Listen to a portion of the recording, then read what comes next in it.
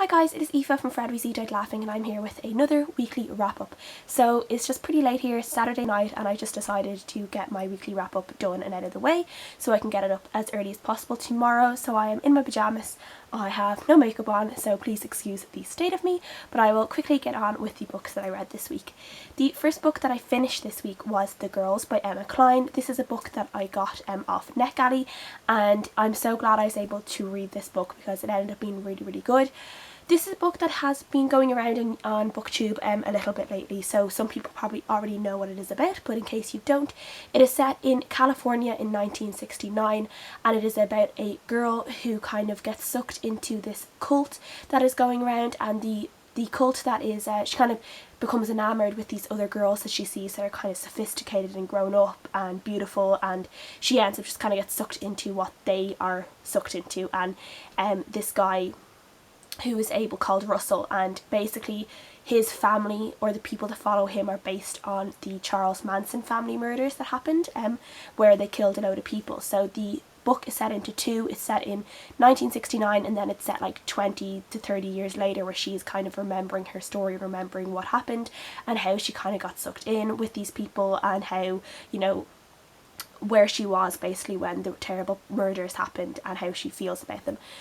I really enjoyed this. I gave it a 4 out of 5 stars, I believe, and I just thought it was a really great kind of growing up story. She's kind of growing up and dealing with kind of different things like friends and her sexuality, and just kind of figuring out who she is as well. And while like I'm reading these things about this man who is very charismatic, and he's very like, there's something about him that I could get. The way he was written was really good. I could get why all these girls were kind of enamoured with him and wanted to be with him and wanted to follow him wherever he would go and would do whatever he told them to do, because just the way he was written, he just seemed like someone that you would want to be around. And even though he wasn't in every single scene, I still felt like his presence was really big throughout the whole book. And then I also felt there was like a parallel story with in the future.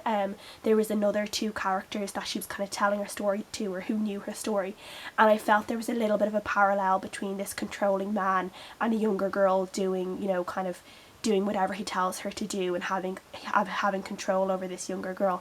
I just felt there was a parallel between those 2 stories, and I did like it. I did like that I could identify it as well. So I did really enjoy this. I would definitely recommend it to anyone who is interested in picking it up. So yeah, 4 out of 5 stars, and I will leave my Goodreads review down below as well, because I think I have a few more bits and bobs that I can't remember right now written in that review as well. Next book I read was Ancillary Justice by Leckie. This is like a hardcore science fiction novel, and it's basically centred around this person called Breck, who is an AI, and 19 years ago she used to be basically this ship called the Justice of Torrents, but while she was this ship, whatever way this world is, this AI can also kind of inhabit several other bodies at the same time. So she was the Justice of Torrents, this ship, and then she was this other person within this other body called One Esk, and then a load of other bodies kind of protecting these generals of this reigning kind of country or planet or people in this kind of space. And now it's 19 years later, she's in this one body called Breck, and we know that something bad happened to the Justice of Torrents 19 years ago, and she's kind of on revenge to try and get revenge on whoever hurt her, or whoever hurt the people that she loved in 19 years ago. Basically, that's kind of how I can sum it up, but really this is quite a complicating plot. It takes quite a while to get into it. I think if people are really obviously into science fiction, read a lot of science fiction, it would be easier for them, but I haven't read a lot of science fiction, and I haven't read a lot of hardcore science fiction the way this is, and space opera the way this is, so it did take me a little while to get used to it and be able to kind of unravel everything in my mind and say, okay, well, these are, you know, the countries, and these are people, and this person is related to this person, and this person is linked to this person, and it is quite complicating. I gave it a 3 stars, but it's a strong 3, and I think that if I read it again and I had kind of the base knowledge that I have from reading it before, 4, I would give it a 4 stars. It's just that because it's so complicated and because it's so complex and there's so many different names and places and races and all this kind of stuff, it just is a little bit confusing. So it did take me quite a while to really get into the story and really understand what was going on, but I did enjoy it, and I have reserved the next book from the library already because I feel like with this series it does need to be read very close together because I don't want to forget my knowledge that I've gained with this book. So I'm going to be able to get the next one next week now from the library because it's in already, so I can pick the next one up really quickly, which I'm happy about. There was some really interesting things about gender and gender kind of fluidity within this book. The main character, Breck, whatever race she kind of listens to, or the race that kind of control her, they don't really say he or she. She calls everyone a she, basically. So you're meeting a character and she's describing them kind of as female, with female pronouns, so you kind of presume they're female, but then another character will come along and actually identify that other character as a male. So it's kind of hard at first when new characters come in because you don't actually know, you can't really picture them because you don't know if they're masculine or feminine or what they are, and I found that kind of interesting. It kind of got a bit confusing at times as well, just because I couldn't picture the character right in my mind, but it was a pretty interesting kind of little thing with the book as well. So 3 out of 5 stars, but it was really, really good, and I do recommend it for people who want to pick up some more science fiction, but I would say just give it a chance to really get into the flow of the story and kind of understand what is going on. So yeah. And after that I picked up a fantasy series that I've been wanting to reread, and it was The Prince of Thorns by Mark Lawrence, and this is the first book in the Broken Empire trilogy, and basically I said a while ago that I wanted to reread the whole trilogy so I could read the first book of the Red Queen's War trilogy, Prince of Fools, and read the second and third book of that as well. I just want to kind of refresh my memory of the land and the characters and all of that stuff. So this is basically set around a guy called Prince Rjurik. He is 14 years old, and when he was 9 years old he saw his mother and his brother killed in front of him in this really, really horrible murder, and he is basically not a very nice person anymore because of this, and he is kind of the leader of this band of mercenaries, and they go around just killing people and, you know, just be doing really, really horrible things. And then he decides one day that he wants to go back to his castle and kind of earn his birthright again and make sure that he's going to become king after his father, and his father isn't a really nice man either, and it just kind of goes from there, and we just learn about Rjurik and what happened to him and his memories. And yeah, I gave this a 4 stars the first time I read it, and I gave it a 4 stars again. I did really, really enjoy it. Rjurik is just a very complex character. He's much smarter than his age. Like he comes across way more mature than he is, but I think it kind of makes sense because he is a really, really smart person. He's read a lot of philosophy and things like that. He's a very learned character, and then as well with things that happened to him when he was a child, he had to grow up very quickly, and he kind of realised that the world isn't this nice place, that it is a very, very horrible place, and you know, you have to play the game, basically is what he says, and you have to play the game to win it, and that's what he's doing. So he kind of has no mercy for anybody, and he doesn't really show his feelings very well. He's very cold. He's more kind of an anti-hero, I guess. He's definitely not this normal hero in a fantasy series that you expect. He is a very bloodthirsty, ruthless, pretty terrible person, but at the same time you kind of do connect with him a little bit because he's the main character, so you do connect with him a little bit. So yeah, I did enjoy it again. 4 out of 5 stars. This land is pretty interesting because it has a lot of connections with like the modern world, I guess. Like there's Christianity as a faith in it, and there's priests, and there's the Pope, but the Pope is actually female in this one, which is pretty interesting.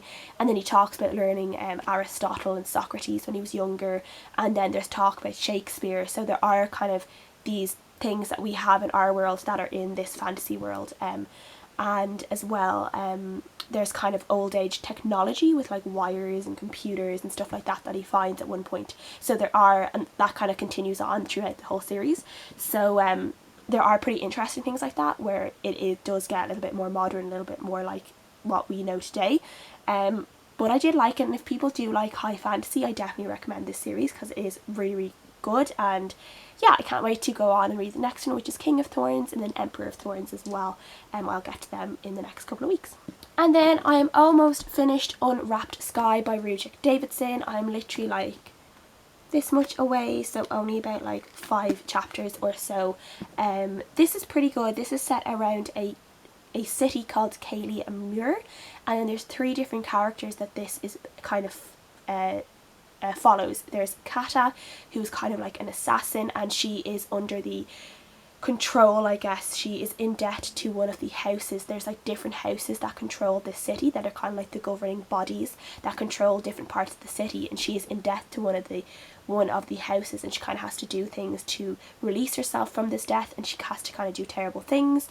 Then there is a guy called Boris, who is kind of he's kind of this not a head person, but he's kind of a powerful person within one of these houses, and he ends up kind of starting to do things that he might not have ordinarily done. He kind of had started from a low background or a poor background, and he's kind of raised himself higher, and he starts learning what he has to kind of do to keep himself in control. And then there is Maximilian, who is kind of within this kind of rebel group, and he is trying to kind of initiate a kind of rebellion against the houses and try and get people's freedom back. And then within this there is a special kind of magic called tormentology, I think it is. I think that's how you say it. But it's basically like this weird kind of magic that's almost like science-based magic, but what it does is when people use it and they keep using it, it kind of makes them ill. So some people get like weird kind of physical deformities, or some other people get their like personality changes and they could go a little bit mad from it. So there's always this kind of risk of performing this magic, and a lot of people within this world do perform the magic, and it is pretty interesting to follow. It did take me a little while to realise what was going on, but I think that's kind of the same with a lot of fantasy series, like high fantasy series. It does take a little bit to really get like your sense within the environment. But I did enjoy this. It has kind of different creatures in it. There, like, it started off with minotaurs coming into the city, and they're like kind of like thought of as almost godlike. So that was pretty interesting, and seeing people kind of interact with these like mystical creatures. And then there's like a sister city of this one that's underneath the sea, and there's like it's a kind of like a lost city, a little bit like Atlantis, I guess. And then there's a big library there that Maximilian is trying to get to because he thinks it stores loads and loads of knowledge that could help them within the rebellion, and he's trying to find a way to get down there and find this knowledge. So his plotline in particular was really interesting. I think Kata's was my favourite because she's just dealing with a lot, and you see a lot of character development with her so far. She kind of goes from being an assassin, kind of a little bit cold and ruthless, to kind of becoming a little bit more caring and kind of showing her weaknesses a little bit more, which was nice within this setting. I really liked the city and the city's history, and the people kind of controlling the city, and the kind of weird monster-like creatures that are in control of the people who are controlling the city, I guess you could say. And then there's also kind of mentions of other cities and other countries, I guess, around near this place, that also kind of has their own problems within, you know, governing places and having rebellions and things like that, and how they deal with it. So there is kind of world building around, but I am enjoying it. I think it's probably like a 3.54 stars so far, and we will see, but yeah, I am enjoying it. So that's everything I read this week. Please let me know what you guys have been reading, if they've read anything good, and let me know what you guys think of the books that I read, and thank you for watching. I'll see you guys again next time. Bye!